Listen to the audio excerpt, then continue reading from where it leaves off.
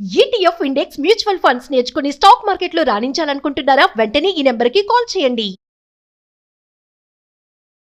నమస్తే రమగారు. నమస్తే జయ. రమగారు రకరకాల కథలు చెప్తూ ఉంటారు. తెలివైన వారు, తెలివి తక్కువ వారు, దెయ్యాలు, భూతాలు. తెలివైన ఆడవాళ్ళ గురించి తెలివి తక్కువ ఆడవాళ్ళ గురించి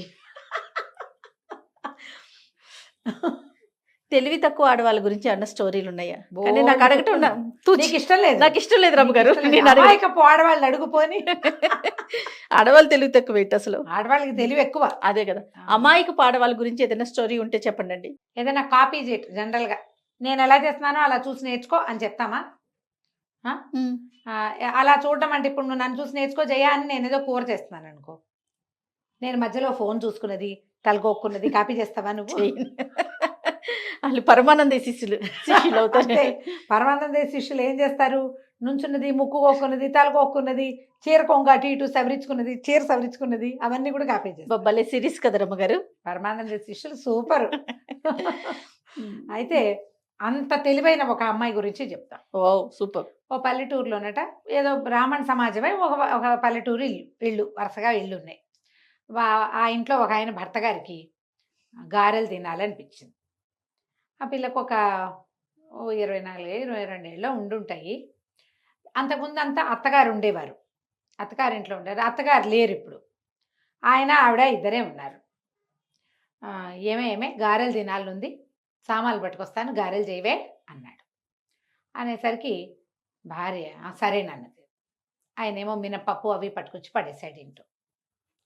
ఈ పూట చేసేయి అన్నాడు. పొద్దున్నే చెప్పాడు. ఏం చెయ్యాలి? మనకు రాదు, అత్తగారికి తెలుసు, అత్తగారు లేదు. గారెలు ఏనాడు అమ్మాయి మడి కట్టుకుని అక్కడ ఏంటంటే వాళ్ళ ఈ ఇళ్లలో పనులు రాపోవడానికి మడిలో చెయ్యాలనుకో, మడిలో యువతలు పై పనులు సవరిస్తారు ఈ పిల్లలు కోడళ్ళు. అత్తగారే మడిలో పప్పు నానబోసుకుని పప్పు రుబ్బేసి గారెలు వేసేసి పళ్ళెల్లో పెడుతుంది. ఓహో, దేవుడికి నివేదన చేశాక బయటకు వస్తాయి. ఈ మడిలో చేసే వ్యవహారం మడి లేని వాళ్ళకి తెలియదు, చేయలేకపోతారు. వాళ్ళకి తెలియదుగా, ఈ పిల్లకి తెలియదు.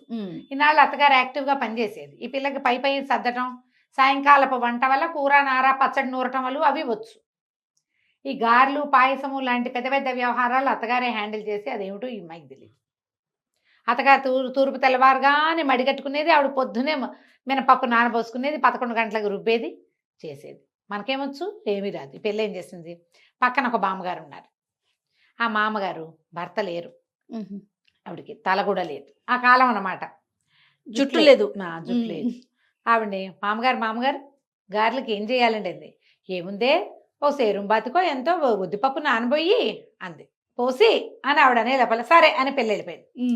ఏం చేసింది? ఆయన భర్త తెచ్చాడు కదా సేరుం బావో ఎంతో ఉంది, అది అంత డబ్బాడు నీళ్ళల్లో పోసేసింది. ఏవో పనులు చేసుకుంది. గారెలు అవ్వవే, ఉట్టిపప్పుకే. మళ్ళీ వెళ్ళింది.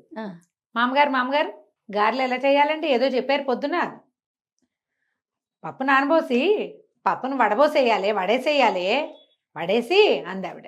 వడేసేయాలి అంతే. ఎస్, పరిగెత్తుకుంటూ వెళ్ళిపోయింది. అప్పుడు వెళ్ళిపోయి ఏం చేసింది? పొద్దున నానబోసిన పప్పుని వడబోసేసి ఒక బుట్టలో పెట్టింది. మధ్యాహ్నం అవుతుంది, భర్త వచ్చేస్తాడు. చూస్తే వడబోసిన అట్లాగే ఉన్నాయి, గారెలు అవ్వట్లేదు. ఓహో, మళ్ళీ వెళ్ళింది మామగారి దగ్గరికి. మామగారు గారెలు అన్నారు, వడపోసానండి, గారెలు అవ్వలేదని. దీంతో పదేగా దాన్ని అని ఇవిడ చెప్పే లోపల అది వింటల్లా. ఆవిడకి ఒళ్ళు మండిపోయింది. పిల్ల నేను పొద్దున పూట పనిలో ఉంటా, మడి కట్టుకుంటా, దేవుడి పని ఏదో ఉంటుంది నాకు. ఇంట్లో పని చేసుకోవాలా, మా ఇంట్లో ఎవరు లేరా, నేనే వాకిలు ఉడుచుకోవాలి, నేనే వాకిలు కసు ఉడుచుకోవాలి, ఆవుకు పాలు తీయాలి, ఇన్ని పనులు నేనే చేసుకోవాలి. ఇది 3 సార్లు పిలుస్తుంది, అది పిలిచిందని నేను గోడ దగ్గరికి వెళ్తాను, చెప్పే మాటేమో విందు, దీనికి ఇంత కావరమా అనుకుని రోగం కుదర్చాలని ఏముంది, పప్పు ఎంత పోసావో అంతకు 2 ఇంతలు నీళ్లు పోసి పొయ్యి మీద పెట్టు, వస్తాయి గారెలు అని వెళ్ళిపోయింది. ఆవిడదంతా ఆలోచించి ఏం చేసింది? అలాగే అన్నము కూర వండేసింది, పక్క పెట్టింది. ఇంకా గారెలే కదా, మినపప్పు ఎంత పోసాం? సేరుం బాతిగా, 2 సేరుం బాతికలు నీళ్ళు పోసి గిన్నెత్తి పొయ్యి మీద పెట్టింది. పొయ్యి ఆరేదాకా ఉంది. గారెలు అయిపోతాయి అనుకుంటుంది. మూత పెట్టేసింది. మనకి ఇప్పుడు గ్యాస్ స్టవ్ అనుకో, కళపెళ్ళలాడి కొంతసేపటికి పళ్ళెని తోసేసి నురుగొచ్చేస్తుంది. అవును. పూర్వకాలపు పొయ్యిలు ఏముంది, మనం ఎగసని దొరికిపోతే మంట నిదానంగా చల్లారిపోతుంది. అవి ఉన్న వేడే, కొత్త వేడి రాదు ఇంక అందులో. మధ్యాహ్నం అయిపోయింది, భర్త వచ్చేసాడు. ఏమే అయినాయి గారెలు అంటే అయ్యే ఉంటాయి అంది. సరే ఏమిటో అంటోందిలే అని పెట్టేయి అన్నాడు. ఈవిడ ఏం చేసింది, ముందు కంచం పెట్టింది, పప్పు కూర వేసింది. ఆయన అన్నం తిన్నాక ఈవిడ ఒక బౌల్ పట్టుకొచ్చింది, చేతిలో పెట్టింది. పట్టుకోటి బౌల్లో గారెలు తెచ్చిపోస్తానంది. తెచ్చిపోసటం ఏమిటో ఈయనకి అర్థం కాలే. ఆ అమ్మాయి ఏం చేసింది, పొయ్యి మీద నుంచి గిన్నె దించి గరిటె పెట్టి కలిపి ఇదిగోండి అని పోసింది. పిండి పోసింది. తెల్లపోయి ఇవేమిటే ఇదే పనే అన్నాడు.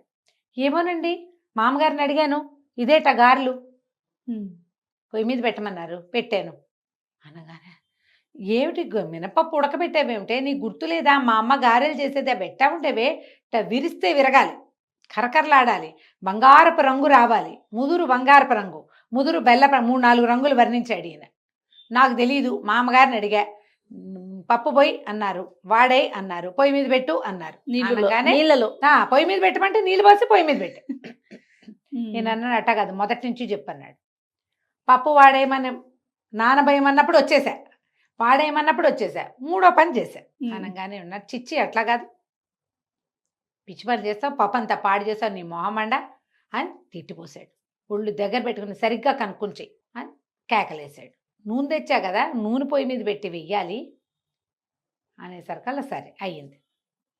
సరేనండి. ఆ పూట అంతా తిట్లు తింది, కాసేపు ఏడ్చింది.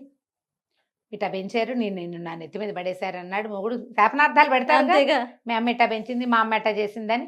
ఆ పూట గడిచిపోయింది.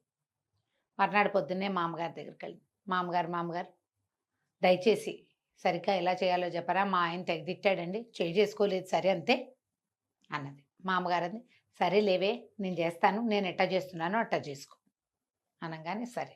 ఆవిడ మినపప్పు పోసింది, పిల్ల కూడా మినపప్పు పోసింది. ఇంతలో ఏమైంది, ఆవిడ మినపప్పు పోసి ఆ పని చేసుకున్నాక మంగళతను వచ్చాడు. పిల్లక మా అమ్మగారి వైపే చూస్తారు. మంగళతను వస్తే ఆవిడ ప్రతి 2 నెలలకు ఒకసారి తల నున్నగా చేయించుకుంటారు పాపం, పాతకాలం కదా. వాడొచ్చి మంగళరత్నం వచ్చాక తల నున్నగా చేయించుకుని ఆవిడ బావి దగ్గర నీళ్ళు పోసుకుని నెత్తిమీద ముసుకేసుకుని కూర్చుని పప్పు రుబ్బారు. తర్వాత అది చూస్తూనే ఉంది. పప్పు రుబ్బిన తర్వాత పొయ్యి మీద నూనె పెట్టి గారెలు వేశారు. సేమ్ డిట్టో మామగారు లాగానే చేయాలి. ఈ అమ్మాయి ఇంట్లోకి వెళ్ళింది, పప్పు గదిగా అక్కడ పెట్టుకుంది. తర్వాత ఒక కుర్రాడు వాకిట్లో వెళ్తుంటే, ఒరే మంగళబాయిని కేకేసుకురారా అంది. వాడెవడో వచ్చాడు.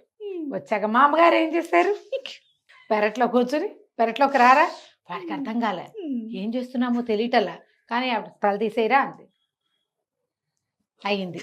అక్కడి నుంచి స్నానం చేసింది బావి దగ్గర. మామగారు బావి దగ్గర స్నానం చేశారు. ఈవిడ కూడా చేసింది. అక్కడి నుంచి ఒక తెల్లటి చీర అత్తగారిది ఉంది లోపల, ముసుకేసుకుని పప్పు రుబ్బుతోంది. ఈ లోపల ఏమైంది, భర్త గారు ఎక్కడికో వెళ్ళి పక్క ఊరు యాయవారానికో దేనికో శేషానికి వెళ్ళాడు. లోపలికి వచ్చాడు. వస్తే వెనక నుంచి చూసేసరికల్లా పొయ్యి దగ్గర రోల్ దగ్గర కూర్చుని పప్పు రుబ్బుతున్న వాళ్ళు కనపడ్డారు. వెనక నుంచి చూసాం పక్కింటి మామగారు అనుకుని, అదేమిటే తయారు అట్టా చేస్తున్నావు, పక్కింటి మామగారిని అడిగి చేయించమన్నాను కానీ మామగారినే కూర్చోబెట్టి చేయిస్తావుటే అన్నాడు. అనేసరికల్లా ఈవిడమ్మ ఏం చేసి వెనక్కి తిరిగి, మా అమ్మగారితో ఎందుకు చేయిస్తానండి, ఆవిడ చెప్పినట్టే చేస్తున్నాను, నేనే చేస్తున్నా కాదు అంది. నిర్ఘాంతపోయాడు. ఏమిటా ఈ తెల్లచీర ఏమిటా నువ్వు అన్నాడు. తీరా చూస్తే జుట్టేది, జుట్టు లేదు, బొట్టు లేదు, కూర్చునుంది. బొట్టు మామగారు పెట్టుకోలేదు. ఆవిడ ఏం చేస్తే అది చెయ్యాలి కదా. అదే కదా. నిర్ఘాంతపడి పోసి, నీ కడుపు పొడక ఇట్ట తయారయ్యేమేమిటి, పునిస్త్రీ దానివి, ఇదేమిటే అన్నాడు. మీరు మామగారు చెప్పినట్టు చేయమన్నారా, పొద్దు నుంచి కూర్చుని చూసా, మామగారు ఏం చేశారో అదే చేస్తారు, ఇగో పప్పు రుబ్బుతున్నా గారెలేస్తా అనగానే మొగుడు అమ్మ నా బూతులు తిట్టి అద్దం తీసుకొచ్చి అద్దం చూసుకో ఎట్టా ఉన్నావు, మామగారు ఏం చేశారు, నువ్వేం చేస్తున్నావే, ఎటా వెళ్తావే ఈ అవతారంతో అంటే. ఏం చేస్తుంది, నేను చచ్చిపోయానని ఇప్పుడు నేనే గారెలు వేసుకు తినాలని తెగ తిట్టాడు భర్త. సరే అక్కడి నుంచి గారెలు వేసుకుని తిన్నారు. జుట్టు వచ్చేదాకా మా ఇంటికి రావద్దు అని వాళ్ళ అమ్మ కబురు చేసి పుట్టింటికి పంపించాడు. తలకాయ నెత్తి మీద జుట్టు వచ్చేదాకా ఎవరికి కనపడడానికి వీల్లేదు, మనిషి అన్నవాడి కంటపడితే మర్యాదగా ఉండదని పంపించారు ఊరికి. కథ కంచికి మనం ఇంటికి. చాలా బాగుంది రమ్మగారు. మనం కాపీ చేస్తాం జయ. అవును, ఇది సరదాగా నవ్వటానికి వింతగా ఉంది, కానీ ఇప్పటికీ కూడా కాపీ క్యాట్స్ ఉన్నాయి. ఎలాంటివంటే ఇవి భర్తలతో పోట్లాడడానికి, అత్తగారితో పోట్లాడడానికి, ఆఫీసుల్లో యుద్ధాలకి, పక్కింటి వాళ్ళ పీచమణచడానికి ఇలాగే కాపీ క్యాట్స్గా బిహేవ్ చేస్తారు. అవతల వాళ్ళు ఏం చేస్తున్నారో చూడరు. ఇప్పుడు అత్తగారు గయ్యాళిదనుకో, అత్తగారు గట్టిది, తెలివైంది, ఏ ఆట ఆడినా తన వైపు తిప్పుకుంటుంది. ఆవిడతోటి పోట్లాడాలో గొడవ చేసి నీ హక్కు నువ్వు లాక్కొని, అత్తగారు నాబోటిది అన్నీ ఇచ్చేస్తానంటుంది. నాతో కూడా పోట్లాడితే ఎట్లాగైతుంది? అత్తగారితో పోట్లాడాలి అనే ఒక్క కామన్ రూల్ తీసుకుని బిహేవ్ చేస్తారు ఆడపిల్లలు. అన్ని అత్తగారు ఏం మాట్లాడినా తప్పులు తీస్తారు. ఆ అత్తగారి దగ్గర ఏ తప్పు ఉండదు, ఆవిడ మామూలుగానే ఉంటుంది. వీళ్ళకి ఏంటంటే వాళ్ళ అమ్మనో అక్కయ్యనో చూసి, అమ్మ అక్కయ్య వాళ్ళ అనుభవం వేరు, మన అనుభవం వేరు. ముందున్న దాన్ని Influence చూసి అవుతారు. పెట్టు కదా, చూసి మనం ప్రవర్తించాలి. ఈ సరదా కథని జ్ఞాపకం పెట్టుకోండమ్మా. మీ అత్తగారులతోటో, మీ ఆఫీస్లో వాళ్ళతోటో, మీ పక్కింటి వాళ్ళతోటో ఎవరో చేసినట్టు చెయ్యొద్దు. దానిని బట్టి మనం ప్రవర్తించాలని తెలుసుకోండి. సందర్భాన్ని బట్టి కదా, అంతే. అవతల ఆలోచించండి. వ్యక్తులను బట్టి కూడా. వ్యక్తుల్ని, సందర్భాన్ని బట్టి మనం ప్రవర్తించాలి అంతే రమ్మగారు. కదా. ఏదేమైనా కథ మాత్రం భలే ఉంది రమ్మగారు. రైట్ అండి. నమస్తే. నమస్తే జయ.